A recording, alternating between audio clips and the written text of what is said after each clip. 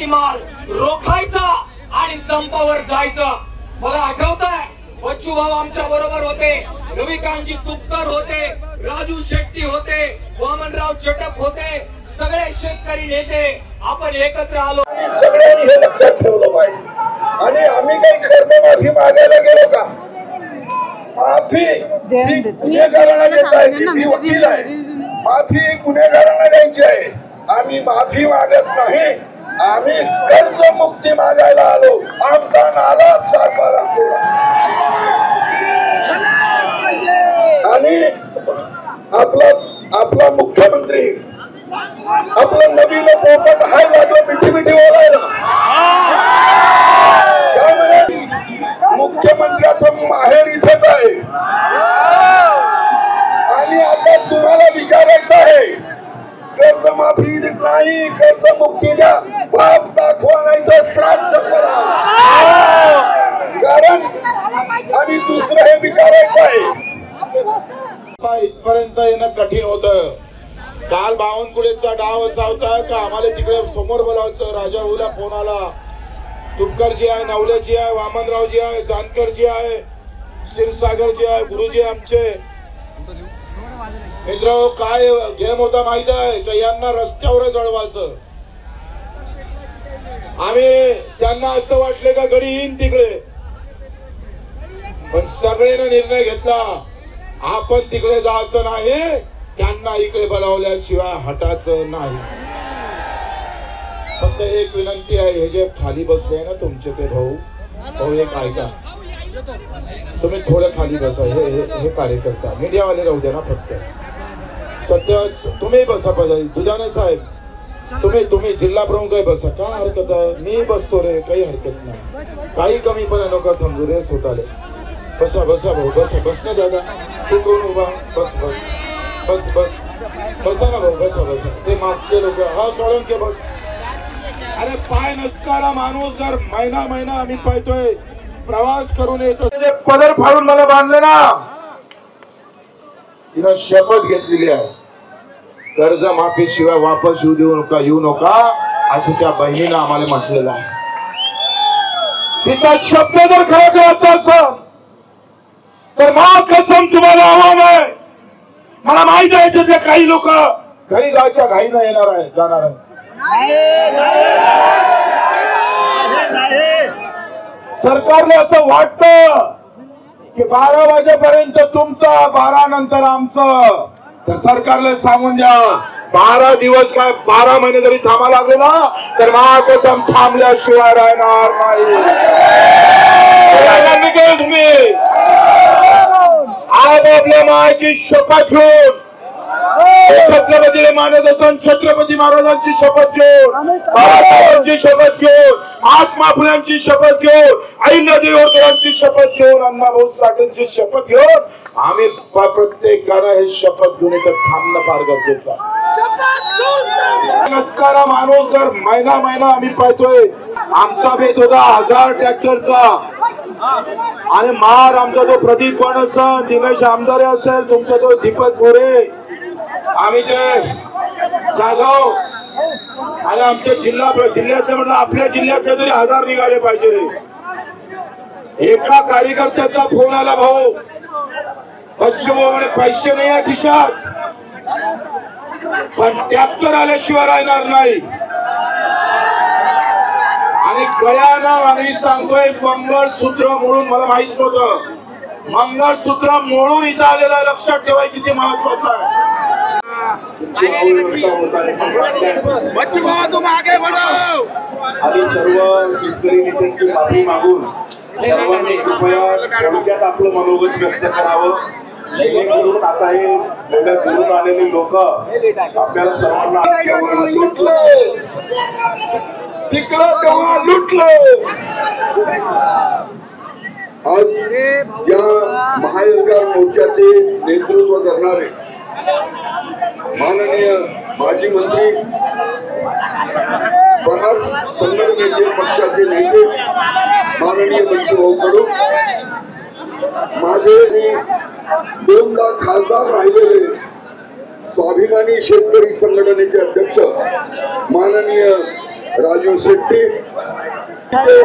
संपादक आणि आमच्या दुसऱ्या चळवळीचे साथी माननीय बच्चू भाऊ कडू या व्यासपीठावर त्यांनी पहिलं सगळ्यांना माननीय क्षीरसागर साहेब पैशाचा सोंग घेता येत नाही, पैशाचा सोंग घेता आलं नाही तर पाच बोट तोंडात जात नाही.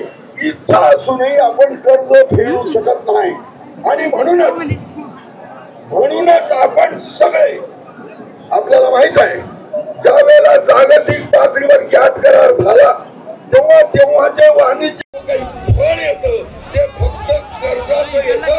तुम्ही सगळ्यांनी हे लक्षात ठेवलं पाहिजे आणि आम्ही काही कर्जमाफी आता आपण देवेंद्रजीच्या घरी जाणार होतो पण आता इथं रस्ता जाम आहे, जाऊ शकत नाही. आणि देवाभाऊन सांगितलं जेवणाची व्यवस्था नाही, जेवणाची व्यवस्था नाही म्हणून सांगितलं. आपण खाली पोटच्या ठिकाणी वापस येणार नाही आणि मग देवाभाऊच्या जाण्याचा कार्यक्रम रद्द केलेला आहे.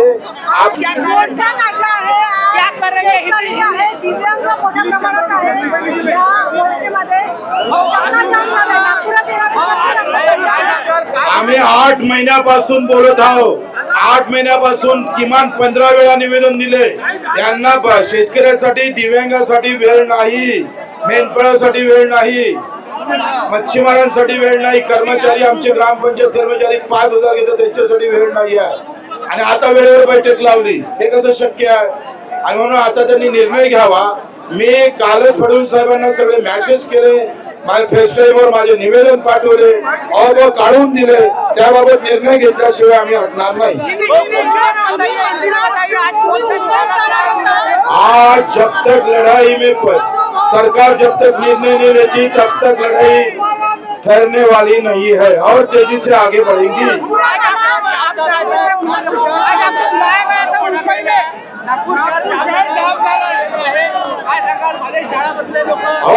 आम्ही नागपूर शहर जाम झालं, तुम्हाला फिकर आहे. ते जाम होणे आमचं आम्हाला वाटतं, पण आम्ही आयुष्य जाम झालं आमचं. दर दिवशी जर तर ते का दिसत नाही.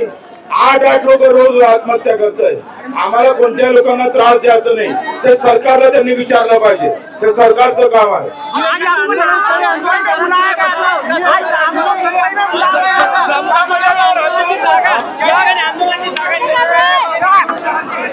काय झालं? इथं थांबणार आम्ही सगळे जरा. जे जागा गेली तिथं जाणार नाही, इथं रस्त्यावरच आहे आमचं सगळं आयुष्य. पंजाबच्या धर्तीवरचं आंदोलन होईल. वर्ष लागलं तरी वर्षभर इथं बसायची तयारी करील.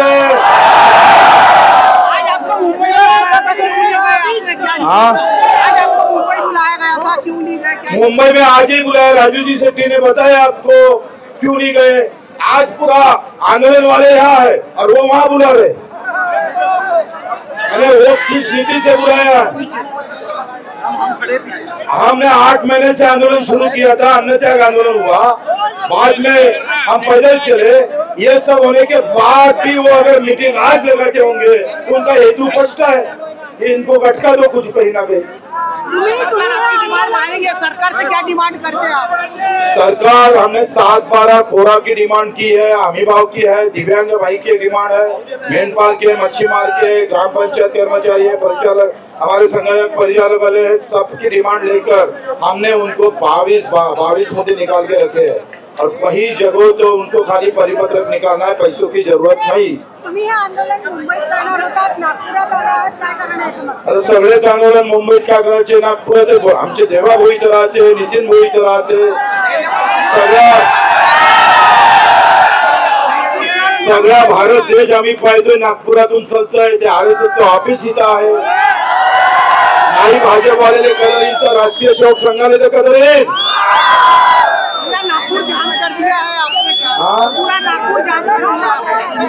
अभी तो टेलर है, पिक्चर बाकी है. ओके, धन्यवाद. सांगितलं जाणकार बोलणारे वामनराव चटप बोलले. आपलं हे रणांगण आहे, आपल्या विरोधात कावा होणार आहे. मला दाम नाही आणि तुझ्या बापाने पिकवलेल्या मालाला खर्च भरून निघेल एवढा रास्त भाव नाही, म्हणून शेतीत बचत नाही. ऋण